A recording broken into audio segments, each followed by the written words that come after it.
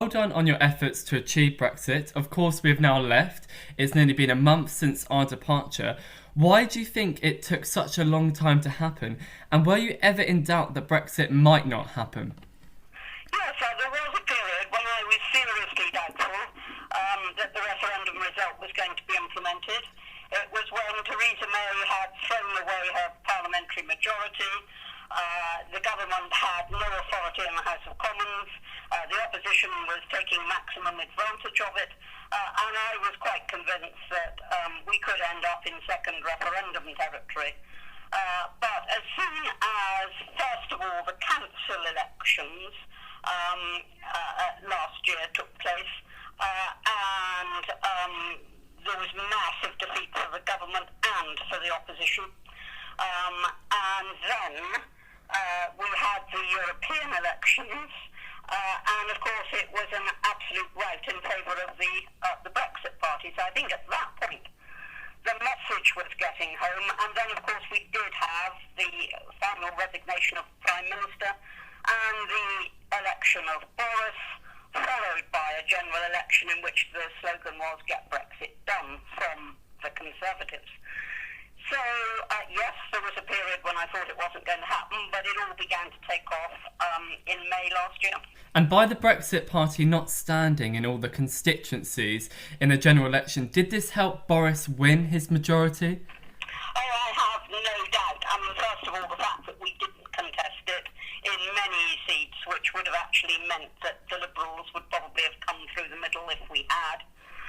So that was the first thing. But the second thing was, of course, in many of those big Northern and Midland Labour heartlands, where Labour actually lost to the Conservatives, the Conservatives won by fewer than the votes that we had taken from Labour, fewer than the Brexit Party got. So there's no doubt at all that not only did we help in the seats in which we didn't stand, but we also helped in many of the seats in which we did stand. And moving on to the royal family, obviously the Queen has a decision last week to remove Harry and Meghan's Sussex royal title. Harry and Meghan this morning have said that they feel victimised.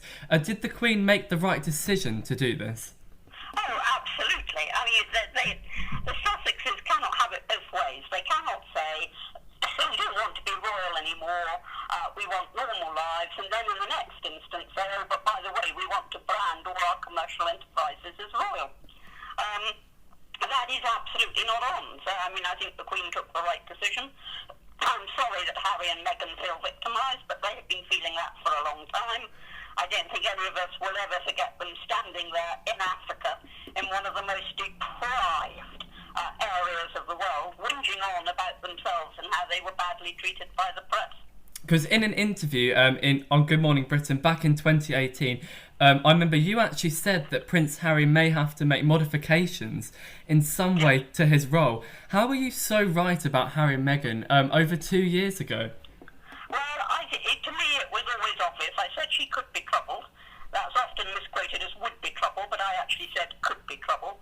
Because to me, the background just shouted out that it wouldn't work. She was a Hollywood actress.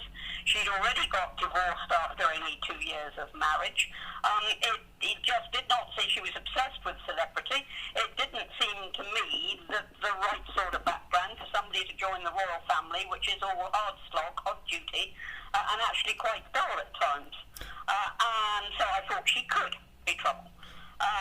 But then what I did say at the same time was that Harry was only 6 in line to the throne, and therefore he would be free to make adjustments to the royal role if that happened. And indeed it did, and I could see it, and I can't really understand why other people couldn't see it. As it was, I was reviled for saying it. Is Harry going to regret this decision to exit from the royal family in years to come, do you think?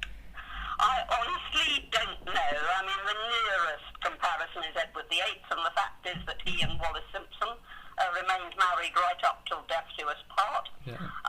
So it's quite possible that that's how Harry and Meghan will end up as well. I don't know. I mean, I think whether Harry ever regrets this or not will depend entirely on the health of the marriage, and nobody else can pontificate commentate on somebody else's marriage. Today, it was revealed by a former Royal Protection Officer that Prince Andrew may have stayed at Buckingham Palace and not his Sunning Hill home, as he claimed on the night he's accused of being with Virginia Roberts, which contradicts his previous remarks about the Pizza Express in Woking. In your opinion, where do you see this scandal with Prince Andrew going? Well, I think the crucial word there is may. He may have been at Buckingham Palace. Nobody, not even the protection officer, is asserting, yes, he was definitely at Buckingham Palace. So I think there is a lot of speculation in the press following that stupid interview that he decided to give national television. So I'm content for the law to take its course. I don't know what happened, and actually nobody else does either. So should Prince Andrew cooperate with the FBI in America? Well, I think Andrew's got to take his own legal advice and make his own decisions on that in the same way that any other citizen would. He is at the moment being tried by press and media, which is not the best basis on which to go forward. And then moving on to your career, do you have any personal regrets in your political career at all? No, not really. I mean, no regrets about big decisions. You can always regret, tactical errors or something like that. But the big decisions I took, no, none at all. And what's your greatest achievement that you have?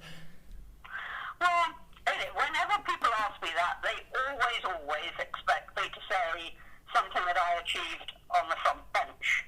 But if I were looking at my Westminster career, then I always point to the time when I got one of my constituents out of jail in Morocco, by which I mean I got him released. I didn't spring him. But against all the odds, managed to get him released. And that stands out as a very proud moment. But of course, since then, I re-entered politics 9 years after I retired. And so I would say my proudest achievement was helping to achieve Brexit. And then yesterday, going back to Labour slightly, it was announced that Diane Abbott, the Shadow Home Secretary, will not remain in the Shadow Cabinet. However, there is still speculation with Corbyn staying in the Shadow Cabinet. Should Corbyn stay in this Shadow Cabinet, or should he leave? Well, I believe that he should leave, obviously. I think his brand of politics is toxic for the Labour Party. They never ever win when they offer a sort of Marxist, communist type agenda. Whereas they won 3 times under Blair, when he was offering a much more moderate agenda. So if they can't learn from that, that's up to them. But if Ron Bailey wins, for example, or Liza Nandy, then he would fit in with their type of politics. And then, obviously, you mentioned the Conservative Party. If Boris delivers on his promise to gain a trading agreement by the end of the year, would you ever consider rejoining the Conservative Party? Well, I hold fire on that one. I'm not rejoining anytime soon. I want to see how the negotiations, whether Boris sticks to his promise that we're going to just draw the trade negotiations to a close at the end of the year, with or without a deal. I've heard him make high pronouncements before, such as, I'm sure we all remember it, 31st of October, we were going to leave, do or die. Well, we didn't. And so I'm waiting to see what happens. And then I'll make any decisions. But for the moment, I'm a member of the Brexit Party. As far as I'm concerned, the Brexit Party still has a job to do for the coming year, which is to watch these negotiations like a hawk. And if anything does start working against Britain's interests, then it's our job to give that as much publicity as we can so that everybody knows.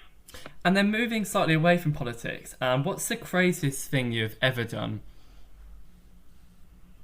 Well, I think that's quite difficult. I mean, I've written books of which I'm proud. I've made documentaries of which I'm proud. I do pantomime every year, which I love, but certainly doesn't rank as a great achievement. I have to answer, I don't know. And then I take each day as it comes. Yeah. I'm not looking, to enter the history books. I take each day as it comes.